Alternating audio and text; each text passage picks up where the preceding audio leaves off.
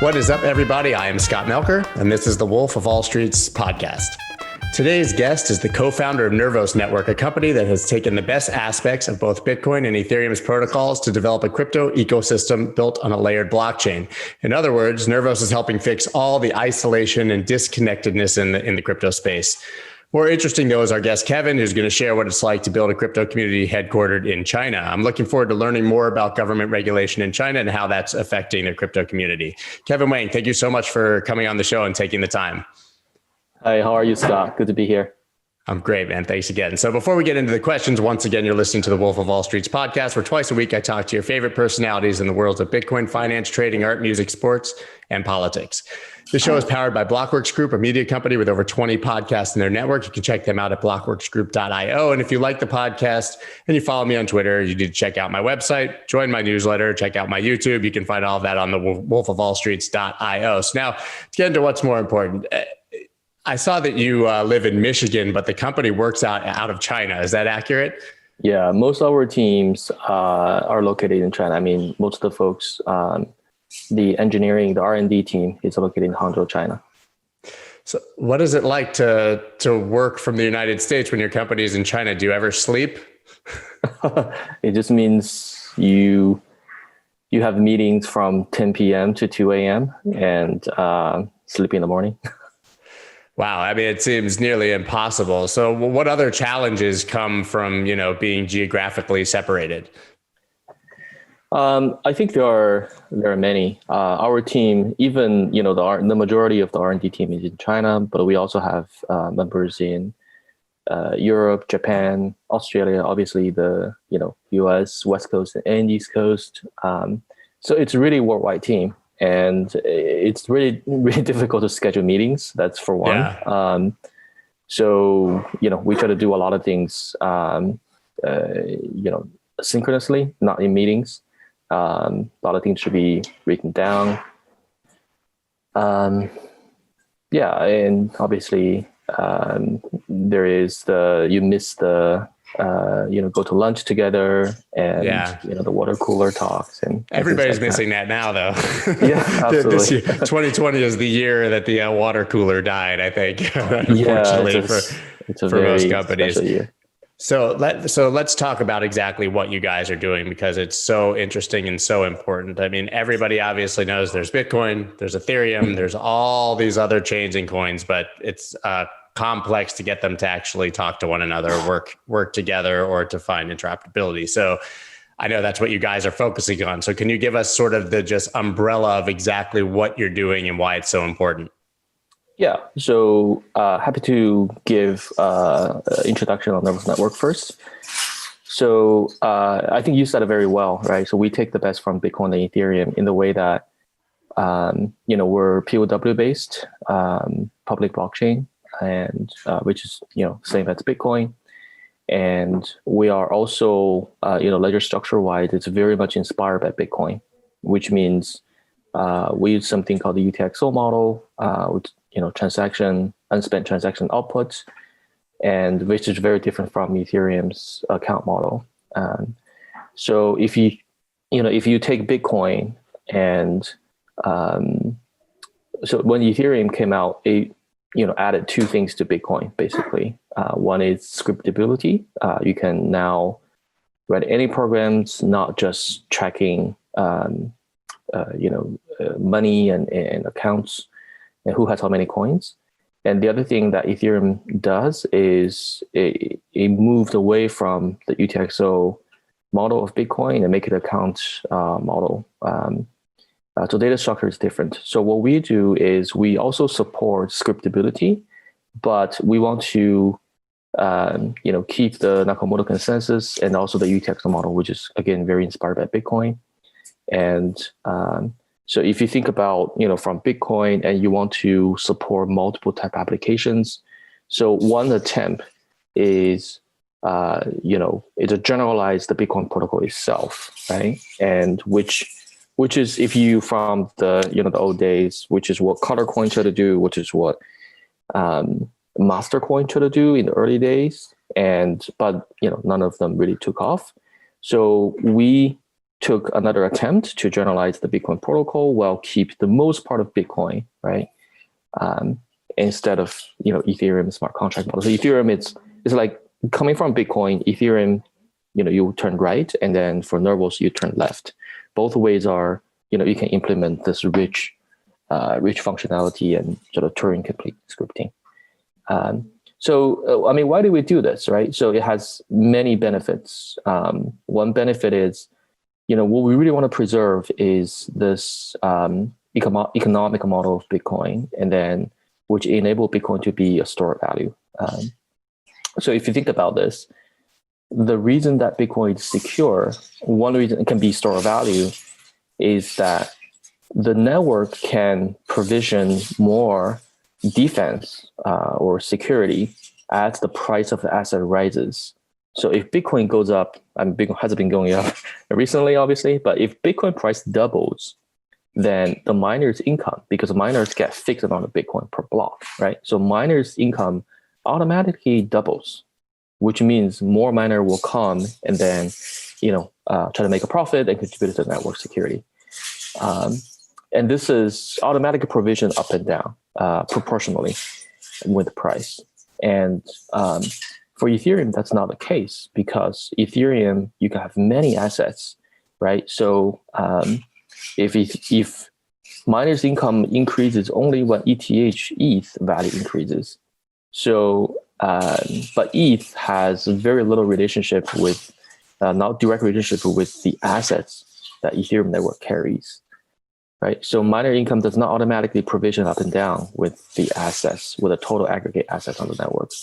So yeah, so we try to do an economic model that can represent that relationship just like Bitcoin does.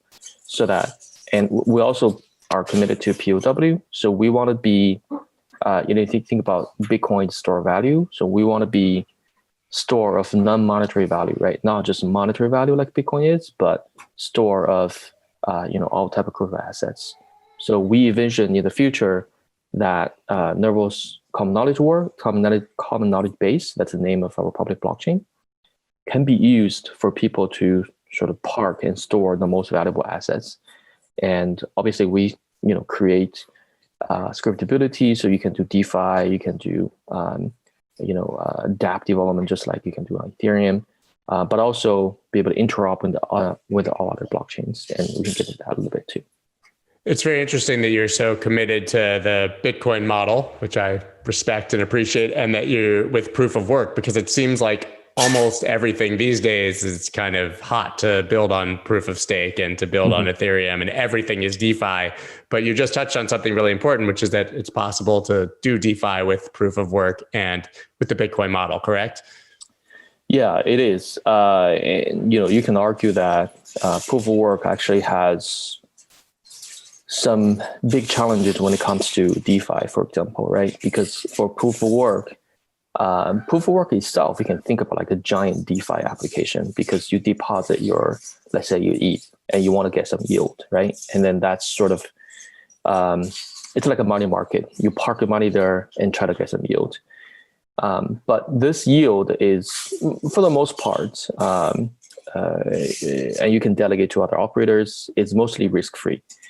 And then this will create an interesting dynamic where DeFi applications running on these, networks will have to be able to compete with this risk-free yield return.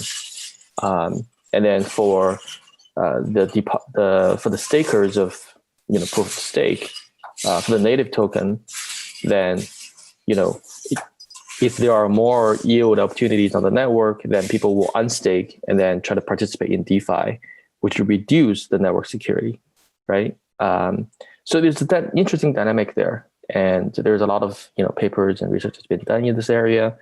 But again, we just haven't seen a proof of stake network that has significant traction, that's been running for a significant long of time, to know that all the issues, potential issues, and all the challenges with it. So, we chose proof of work because it's proven, and it's proven with Bitcoin for more than 10 years.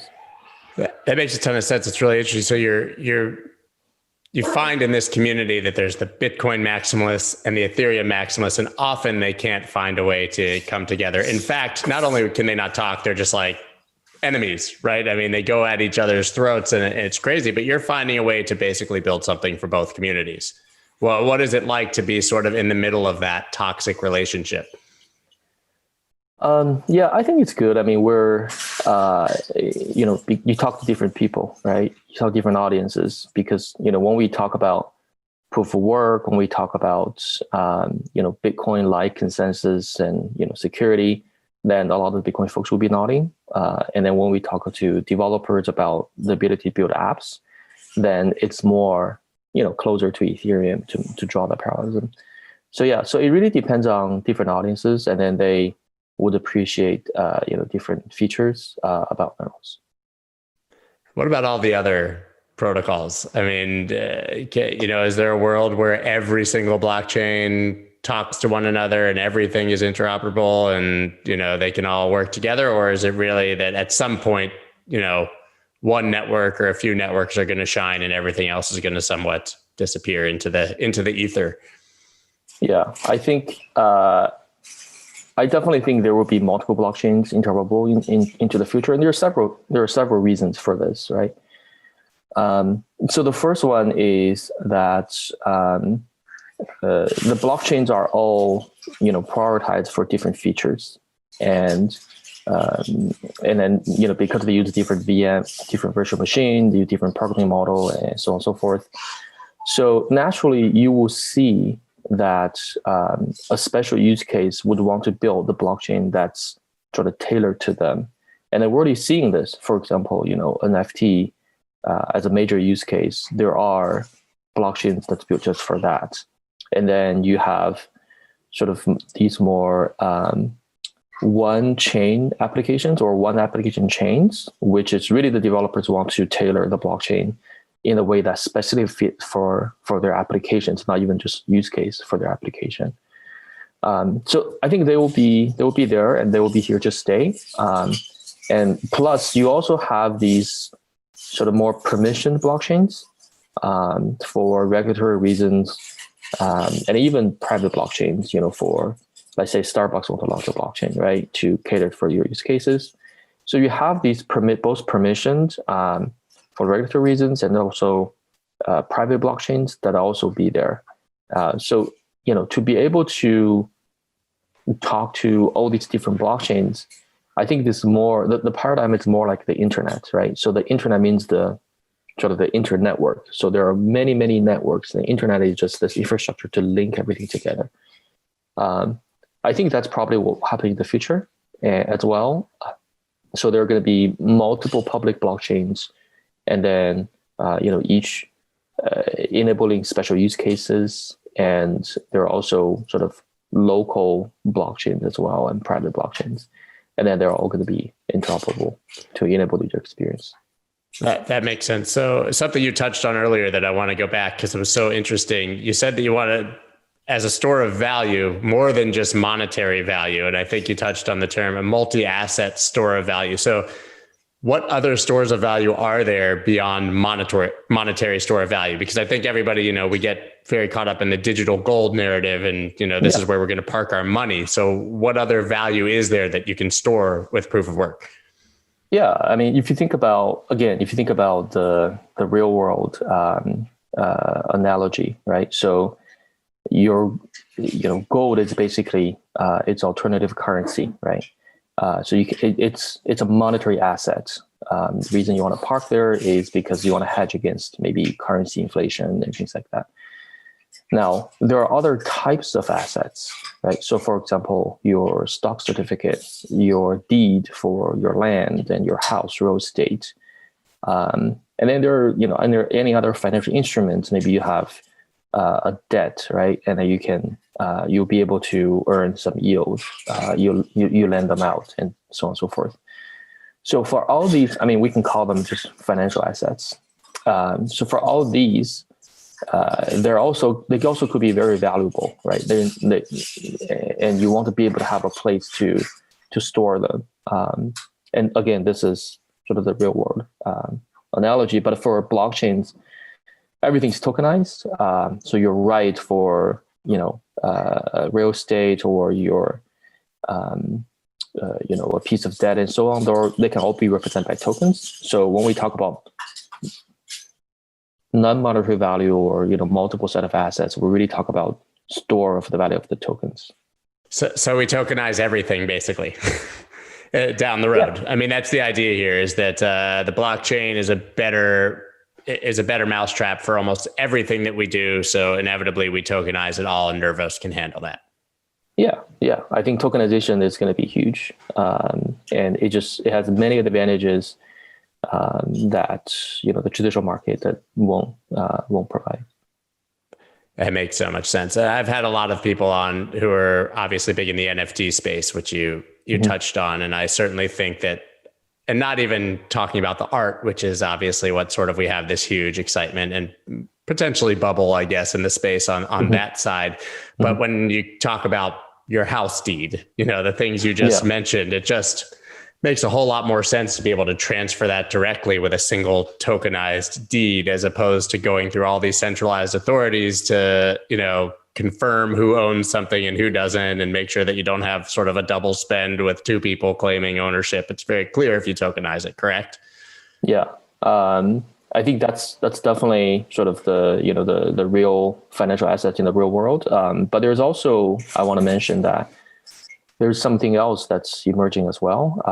Blockchain tech in general is very good for like all the digital assets, right? So, in the future, as we go into as our next generation spend more time in virtual reality, and then we're going to have more like virtual assets in there, then, you can argue that, who knows, right? In the future, it could be more valuable than a lot of the real world assets, because whenever you spend time, that's whenever you see value is. It could be tremendously valuable. I don't know if you have seen the movie Ready Player One. I was going to just ask you. So we live in Ready Player One, right? We're going to be living in Ready Player One. I don't think it's far stretched, right, to imagine that a world like this. We're really just going into that direction 100 miles per hour. So then just, imagine you spend like 15 years and just, getting all the stuff in the game. They could be a tremendous amount of value. Yeah, I for the first time, I really dug into one of those recently. It's called Terra Virtua. I don't know if you're put out, but and I was in the digital art galleries and building to building. It's crazy. So we're obviously at the very beginning of it, but when you think about what that could look like in the future, that it could look exactly like our existing reality. Look at video games now. Like, some of them look so real, you can't even tell that it's a video game. So if you could walk around in that existence and ignore your normal life, there's a lot of people who are going to choose that, right? Yeah, absolutely. The video game as an industry has a bigger market than the movie industry. I think most people don't realize how big it is, because again, it's mostly dominated by younger folks, and spending the time, and they tend to stay in their own community and so on. But it's a huge market, and it's growing really, really fast. There are gamers on YouTube who make more money than the biggest Hollywood stars by just playing video games with people watching them, right? So that is a more profitable form of entertainment than the biggest Hollywood blockbusters for the biggest actors in Hollywood. Absolutely. Yeah, you got it. It's so crazy when you think about it that way. And you just see those tip jars just ring, ring, ring, ring, ring. People absolutely love it. So I think that that's a very, what maybe used to seem like a far-fetched future has become almost a foregone conclusion. Like, that is just where we're happening. Yeah. So, and so what you're building is equipped to basically store all of that value. Yeah, that's right. Because the fundamental, people are free to check our economic model, but fundamentally, what you need is a native token of the blockchain that can capture all the value of the crypto assets on the blockchain, and then that's it right there, right? So for any other blockchains, the native token is viewed as money, the way to pay transactions and so on and so forth. but it has no relationship with the value of the assets running on the blockchain. And we're the only one that build economic model that have the native value, can capture the value of the tokens on the blockchain. So the more in demand, the more expensive, higher value of these assets are, then it automatically drive up the price for the native token. And we think that's very, very important. Again, going to the Bitcoin example, right? So the more expensive all these assets are, you need more defense. You need more like military to defend these assets. Sometimes we use the analogy of think about you have a small city, right? So how do you build a city so people are willing to put their valuables in the city, right? So you can say this city is the store value city. How do you do that? Well, you have to make sure that if the market value for the stuff that's stored in the city increases, the city can automatically increase the military spend. That relationship has to be there. So how do you do that, right? So basically, if you look at just about any other blockchain, they use sales tax. Again, we're going to make analogies here, right? They use sales tax to pay for military spending, to pay for security budget. Yes, there you go. Yeah, transactions, right? Transaction, that's basically a sales tax. When you transact, you pay a little bit of fees, right? But with Nervos, the equivalent is we use property tax to pay for military spend. And then the land price is sensitive enough that if there's more demand to store things here, then the land price will go up. And the land is exactly the native token. So you can think about our native token as representation for the space. For a blockchain, you have limited space you can store stuff in. And then a unit of space is our native token. So the more demand people want to store things here, then they will drive up the land price. And then we use land tax or property tax to pay for military spending. Therefore, the more demand it is, then the land will be worth more. And then the miners will be able to increase security because they're paid by unit of land, so to speak. So interesting. That's a great analogy. I think you really just simplified it well. The higher sort of top concepts that maybe would be hard for someone to understand. That's very easy to understand for anyone. Yeah. Property value goes up, property taxes go up. You get more services. That's it. Yeah. Right. I mean, that's how a city ideally is supposed to work. They never do because they waste all of your money on stupid things. but that is theoretically how it's supposed to work. And that makes more sense now why you're so focused on proof of work and sort of replicating the Bitcoin model, because you can make any argument you want about any other chain, but the one thing it always comes back to for Bitcoin is security, right? Absolutely. There's no comparison. There's no parallel. There's security. There's also this, Bitcoin is, I think what a lot of people don't value enough is open participation or censorship resistance, right? So they go hand in hand. As a Bitcoin or POW blockchain, you can show up with the mining machine and you can participate in the consensus process. Nobody can censor you. Nobody can prevent you from joining the network to be a validator. But you can't say that about proof of stake blockchains. Again, people can argue, you can just buy tokens on the exchange. So, first thing is that, if the existing token holders don't sell, then you are not be able to acquire enough amount of tokens. So that's one. But I think the more subtle thing about this is you're joining the network to be a validator in the POS network. It's a transaction, right? So in other words, if you want to join the existing consensus process, you want to join the console, right, that controls the network, the existing console has to agree, because you're joining the console itself is a transaction, which means it can be censored, right? So the existing, power structure can say, it's just going to be us. Nobody else can be part of the consensus process. And then they just censor every transaction that want to join to become new validators. And that's not just a possibility. I mean, that's in their best interest. Absolutely. Yeah. So when you talk about military spending as the corollary, when miners make more money, what are they actually doing to add security to the network and to better protect assets? Yeah, I mean, the POW network is easy, right? It's hash rate.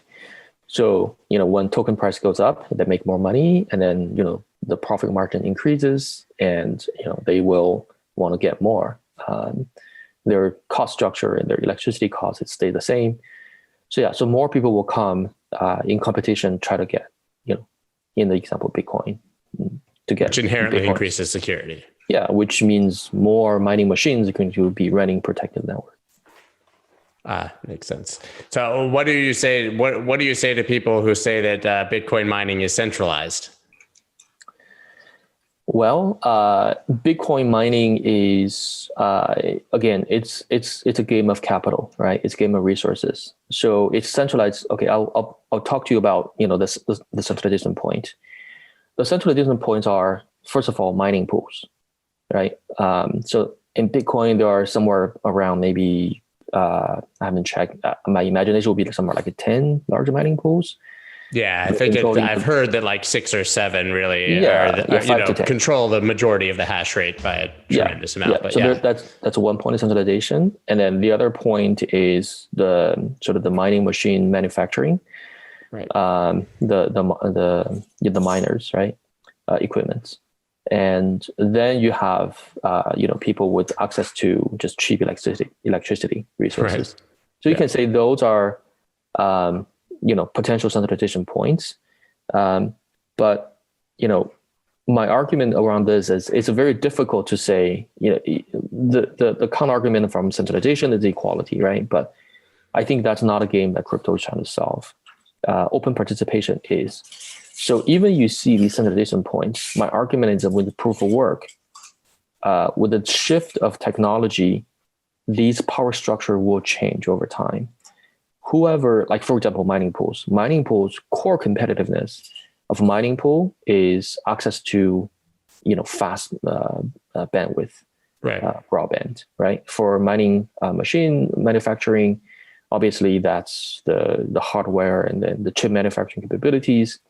But all these will change over time, and electricity as well, right? So with technology changes, we're going to have waves of different players in the game. But with the proof of stake, it's always the amount of tokens. So it could be that once a small group of people monopolizing the network, it's very difficult to break out of it. It's almost impossible to break out of it, because they don't need continuous investment to maintain their monopoly. Whereas the proof of work, you always need continuous investment. Right, you have to always be evolving and always be improving. Yeah. And proof of stake, they just say this is our network. Sorry. Yeah. Right, and so right. Go ahead. So basically, the argument is that even if it's centralized to a few huge pools, there's still always competition. They're always forced to evolve and improve because anyone can come in and challenge it. And inherently, the technology is accessible to everyone if they get paid for it. And as electricity gets cheaper and solar becomes a thing, and, we've seen electronic grids selling their extra energy back to make up for some of it and things like that. So all of this is evolving towards more competition and not less, which is the opposite of proof of stake. It's always evolving, right? Whatever is evolving, then dynamics will change. The power structure will change. And that's good. That's good for the network. That's cool. So I want to dig more deeply into your operations in China. Mm-hmm. I've only been in crypto since late 2016. But in that time, 4 years, I've probably heard that China has banned crypto, embraced crypto, owns their own crypto, every single narrative you could possibly imagine from a government. So what is it really like building in China in a space that from the outside looks like you're at risk all the time of some crazy regulation or ban? Yeah, so a Nervos network, we have an engineering team in China, but Nervos network itself is a sort of offshore entity, right? Yeah. So, the government right now is very pro blockchain technology, but not not sort of cryptocurrency. And obviously there's, capital flight and other issues that, the current financial structure. So it's very cautious that way, which is, if you look at, the stand that's taken by other sort of first world countries, and it's mostly the same, right? So it's mostly Absolutely. the smaller countries that are very much pro cryptocurrencies. So they're very cautious. But the way we look at it is it's a journey, right? So just like how internet evolved in the past, it started with local networks. It started with networks that's within university that will increase productivity, like an intranet.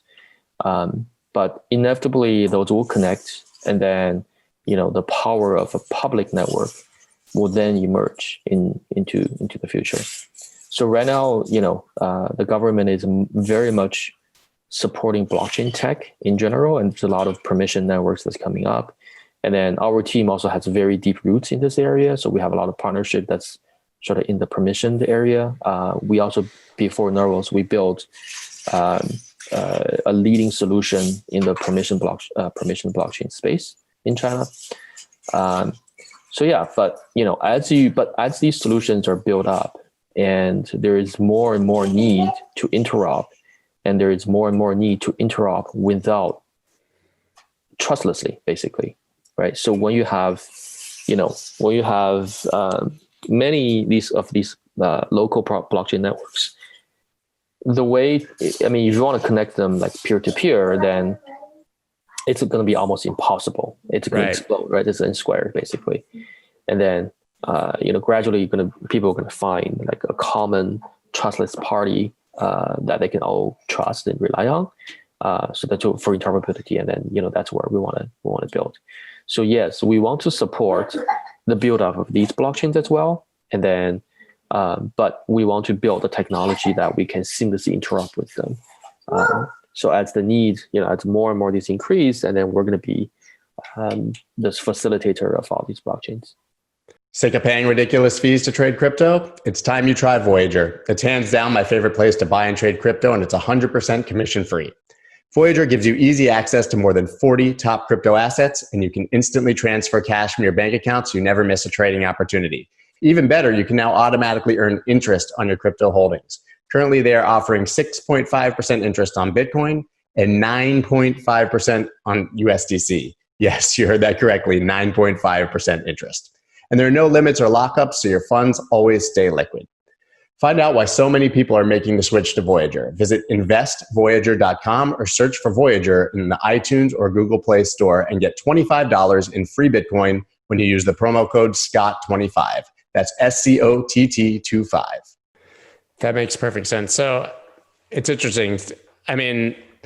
In China, obviously, we're seeing the digital yuan. They're ahead of the game. They're clearly ahead in understanding the power of blockchain. But like you said, a lot of those, if it's a closed blockchain network, they almost serve the opposite purpose for an individual or for a citizen or for a person than Bitcoin does, right? Because it's more control, easier access to your information, less privacy. Right. So it's kind of like blockchain can be used for good or blockchain can be used for bad. And for a government or a central bank digital currency, it's actually a very powerful tool for a central bank or government to make sure that they know exactly what their citizens are doing. Yeah. It's always the case, right? So whenever a new technology comes, and then there's always two forces, like you said. So one force is the current power structure is trying to utilize the technology for their own goals, and then mostly to maintain the current power structure, right? So this is more like for productivity. So you see, like in blockchain, you always have like these banks, and then big companies try to utilize the blockchain to say, "Oh, this is great.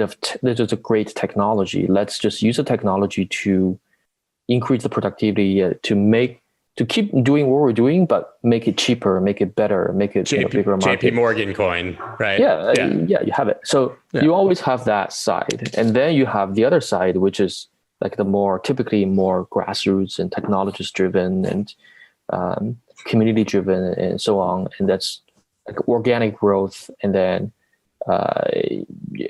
it tends to grow something that entirely shift the paradigm of technology, right? Again, internet is the best example that we can have. So I think for blockchain, it's the same as well. So in a company, so in a country like China, then it's very likely, or the United States as well, that they would embrace the technology because it's so important, but they could still be very anti-Bitcoin in theory. Yeah. I don't think that they are, but you know. Yeah, anything that changes the current power structure, the people that benefit from it will not like it. And it's always going to be like that. So they're going to put a lot of investment in the industry for the technology, but which is good for us, which is good because what that will do is to increase the visibility of the tech, of the industry, and train just tremendous amount of tech of developers that are familiar with the tech and can be able to build more interesting things. So it'll increase how many people are building on it and are knowledgeable. And then, I mean, you could also make the argument that it will expose it to your average person who would then want to become a programmer or be a part of it. Or even that we have these like basic barriers to entry for an average person to use Bitcoin. They're scared of opening a wallet. They don't want to custody it. They don't understand it. They see these like, you know, seed phrases and these long addresses and they just don't want to touch it. But if blockchain becomes inevitable and becomes a part of everything, people are going to be forced to become comfortable with those things, right? Mm-hmm. Yeah, absolutely. Yeah. So what do you make of central bank digital currencies then, and how do they affect what you're doing? I mean, obviously they're not changing your plans, but do you think that they will be, you know, a positive or a negative for the space as we see it now? Yeah, I think any step towards like a more digital side of it and move the industry forward and have more people using the technology is a positive step for the industry, right? So at this point, we need education campaigns to talk about what digital currency is, to have the infrastructure. Like everybody should have a digital wallet, digital currency wallet, so they know how to spend and that. So I think all those are going to be moving towards that direction. And then at some point, people will realize, okay, who controls my assets, right? Who is in custody of my money? I've known well, and I know the technology. I know how to go around and keep some digital cash. Now, which one should I keep, right? So that's the evolution of this story, I think. Yeah, I agree 100%. I think at first it's a threat, but then people become comfortable with transacting digitally and having a wallet, and they realize there's a better alternative, and they inevitably go towards that. So China is ahead. They understand the power of blockchain. Maybe the United States is doing it and just not telling us, but it seems like as far as blockchain, you've got like a sunny island over there and we're over here on the top of Mount Everest freezing our asses off. So do you think that the United States is way behind and that it's going to be problematic for us? I think so. Unfortunately, yeah. It's just, in the past several years, the center of innovation, the center of adoption is really not in the US. So, I still hope our Congress can recognize it. And then with the new administration, maybe things will change, but we'll see.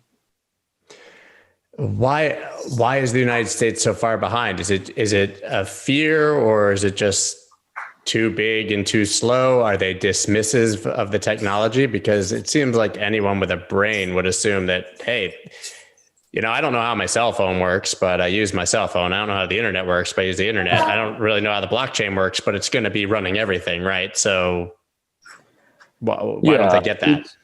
Again, the US is the major beneficiary of the current power structure, right? The current financial system, the US is in the middle, it's in the center of it. To political size, the financial system for certain reasons, for geopolitics, for and for any of the reasons, the U.S. has the absolute power to do so. So I don't think it's in the U.S. interest to push for a brand new power structure, a new financial system. So that's. So they're not stupid. They just don't want to see it happen, obviously. They're dragging their feet purposefully. Yeah, unless there's going to be a path that they can use the technology for their own dominance, right? But you would think that a digital dollar would be that. I think so, and that's exactly with the Facebook Libra, fiasco and all the back and forth and all that. So now I think Libra will probably launch pretty soon with basic digital dollar, digitalized US dollar instead of basket of currencies, and that's the main hurdle. And you wonder why that is, right? So with digital dollar, you're basically publicizing, you're pushing dollar everywhere in the world, and that's to the benefit of the US. So. Right. And I mean, they even went as far as to rebrand it, right? It's no longer Libra, it's DM or something. And they basically have they've had the advertising agencies and PRs that are hard at work removing the Facebook name from everything to make it seem like it's more of a collaborative effort, but it's still Libra. But so now, like you said, it's literally just a stable coin. It's just another stable coin. It's a stable coin pegged to US dollar, right? It's not independent stable coin. It's not a basket of currencies.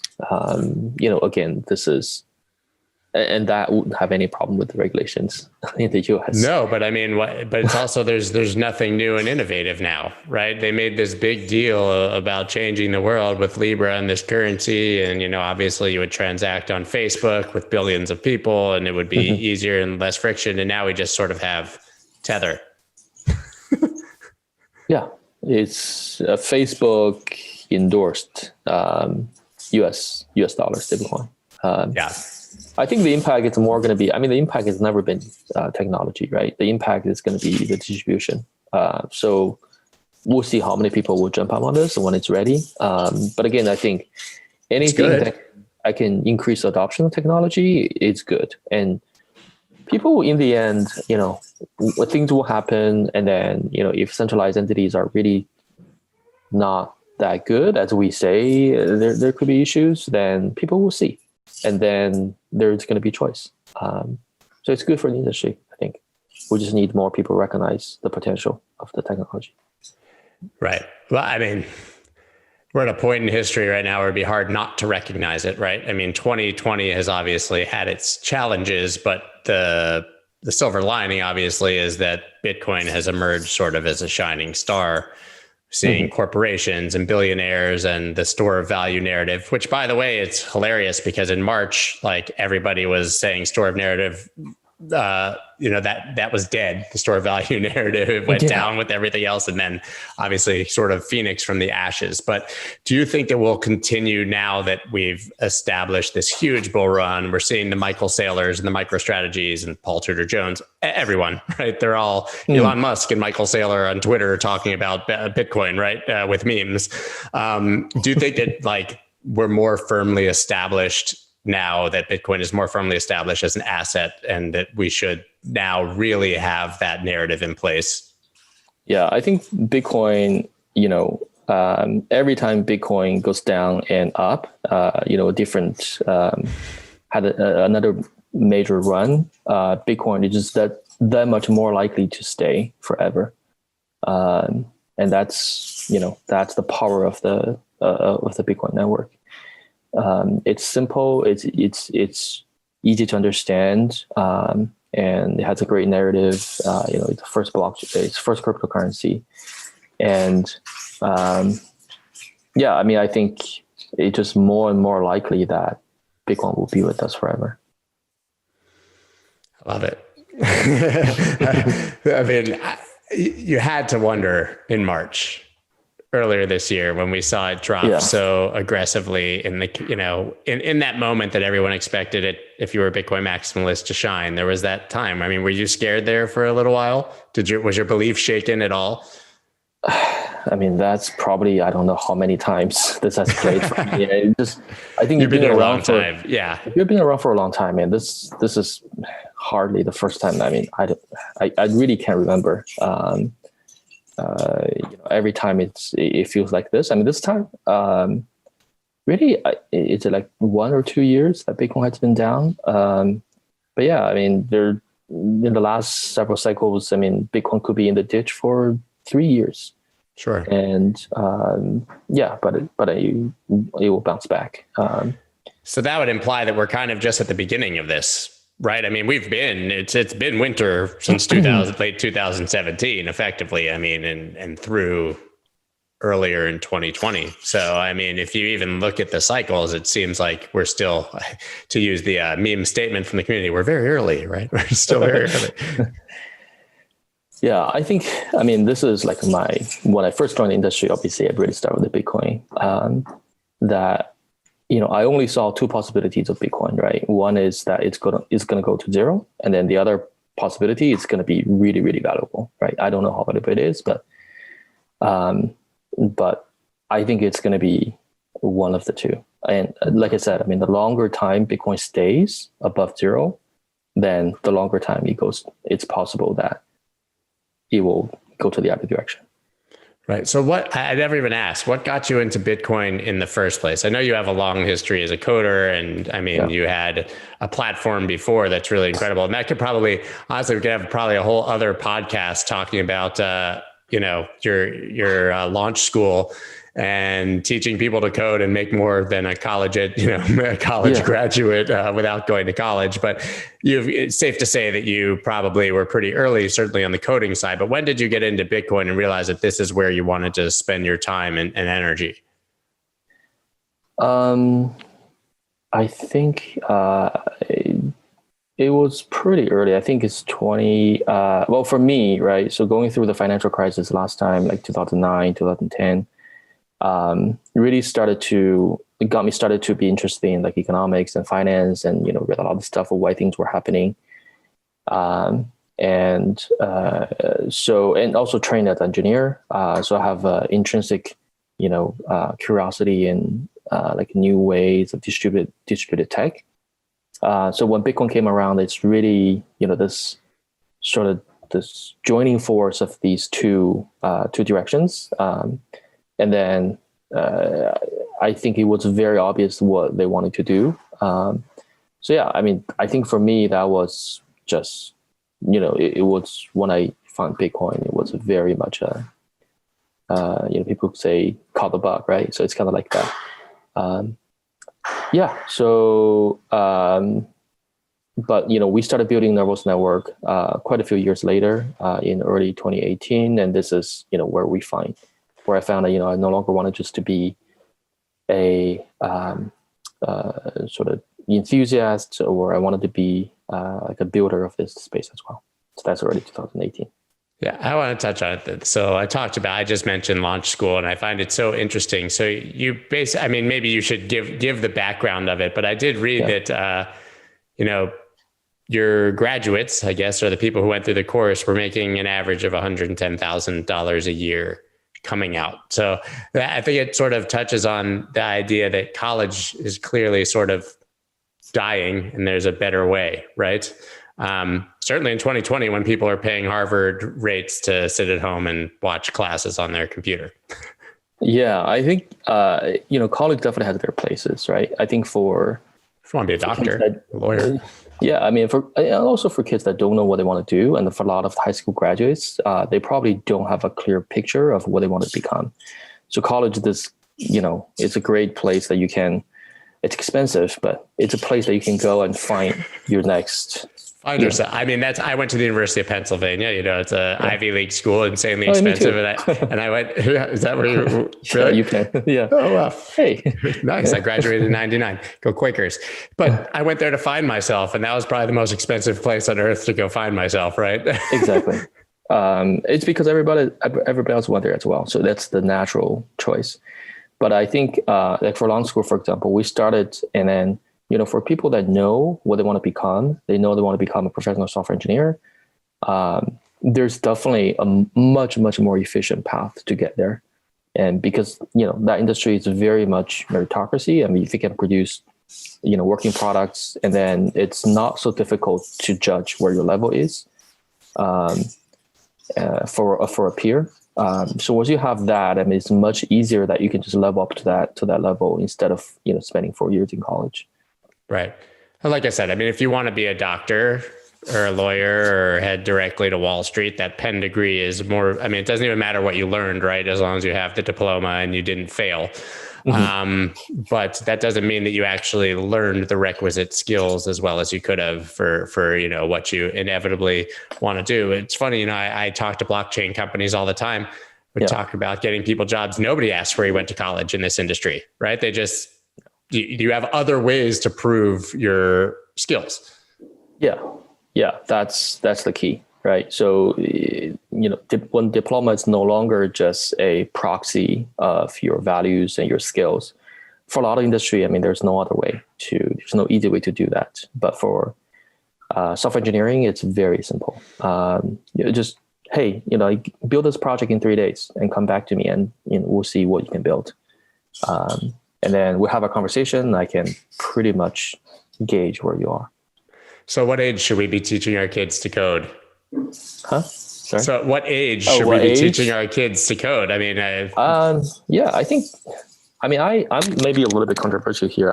I think kids should start with playing. I agree. It just, playing computer games, I think is great to getting into, liking computers. And then, that's how I got started, right? So I started playing computer games, and then I think about, okay, how can I cheat? How can I cheat? And then you started to learn all about I need to use this. How about memory management? How do you peek into, the loading the game, and then things like that. And then I think about how do I program my own games, and that sort of drove me to start programming. And it was very early days, and the games are very simple, but it was fun. I really enjoyed it, and it taught me a lot about programming in general. So yeah. Yeah, I love the games, but I never got into the programming part. I don't know what year you were born, but I started, my first gaming was on a Commodore 64. Oh yeah, I think I'm maybe a few years after you. I'm 44 years old, so yeah. I'm a few years after you. I started with Apple. Computer. But then eventually we got like the Macintosh, with the small screen, I was playing computer games from when I was a little kid. I agree with you. Now, of course, they say screen time is terrible for your children and we're going to destroy their brains. But I guess there's a trade-off there. Interactive is better than just one-way reception of TV. Yeah. So that's so interesting. But let's assume that our kids start with play. At what age is it reasonable for a child to really start coding so that, by the time they're of college age, they could theoretically, skip and go straight into a competitive job? I think maybe, high elementary school age, and that's, when they're more than enough to. But even then, I think, programming at that age is probably still felt like play, right? So you don't teach them sort of the workhorse sort of industry languages and let them play in coding that. That would be kind of boring. You just make it a game. Yeah, just make it a game, right? So it's the same sort of logic and problem solving, but then, the environment is more like exploration and expression and game and play. So that will get them interested. And then, again, it doesn't have to be like a very math focused and, or building a website. You don't need to stand over them with the ruler, slapping them on the knuckles every time they code something wrong.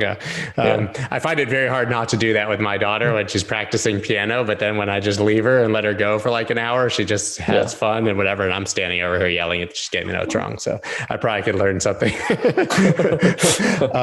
So the coming years, obviously crypto moves at the speed of light. So like a year in this industry is 10 years in any other industry, but like what does Nervos look like in a year, 5 years, 10 years? What are the, the biggest plans and what you see coming? Yeah. So last year, we spent a lot of time building up the infrastructure. So now, next year, I think it's going to be the year of adoption for Nervos, where you should be able to see more applications launching on Nervos. And then, we're going to build more sort of solutions for specific use cases where it's not just the technology, but it's going to be a multiple pieces all fit together to enable certain features. And, we're already seeing, tremendous demand for this, and then tremendous interest for developers to want to build unique applications. I think that's the other thing that we want to enable, is to be able to build unique applications, things that you cannot build anywhere else on Nervos. And then we talk about interoperability before in this podcast. I think any application built on Nervos blockchain is basically multi-chain apps. So you'll be able to access multiple blockchains, right? So you build a DeFi app, let's say you build an ICO, right? You do ICO on Ethereum, you can only use ETH and tokens to invest in ICOs, but here you can use any assets. You can use Bitcoin, ETH, you can use Polkadot and Atom, all other cryptocurrencies. Right. For those applications. I think those are going to be important. So it's like the movie Field of Dreams. If you build it, they will come, right? From our childhood. But you focused more on product in the past and making sure that the blockchain was up to snuff, and now it's time for adoption. Yeah. I think, the next year it's going to be basically adoption. And what kind of apps are you looking for to be sort of the first and biggest, built and that are likely to be adopted? Yeah, so we talk about cross-chain apps, which I think will fill a void. Currently, definitely this type of apps you can only see in centralized exchanges. So basically, you log in centralized exchange, and then you have access to all cryptocurrencies, and then you can do like lending, and then all that in centralized exchanges. But on the decentralized side, you can only build within segregation of different blockchain ecosystems. So we want to have a decentralized platform, but you can have access to all different assets and cryptocurrencies, and build apps that natively can support all these, and user experience it also feels seamless. So I think that will be an important step for us. And then from there, really we're also going to be looking into the Web3 space. And then, there's a lot of sort of internet companies in China that are interested in looking into how to utilize blockchain tech to, expand their user base and, add interesting, you talk about NFT. I think that's going to be a trend. That's going to be huge. And not just about, arts and collectibles. And I think that is a pretty big piece as well. But I think the ability to tokenize future income streams and make it financial instruments, I think that adds another dimension of like general social networks. And we saw it here. I mean, so there's a guy in the NBA, Spencer Dinwiddie, who like tokenized his, salary and future earnings, and you can basically buy a part of his career. Yeah, and I think this is, again, if it is something off-chain, it's a little bit harder, right? So it's not like it can be done, and for reputable people, you can probably trust them, like will enforce these contracts. But for pure digital income, digital creation, this is much easier to do so.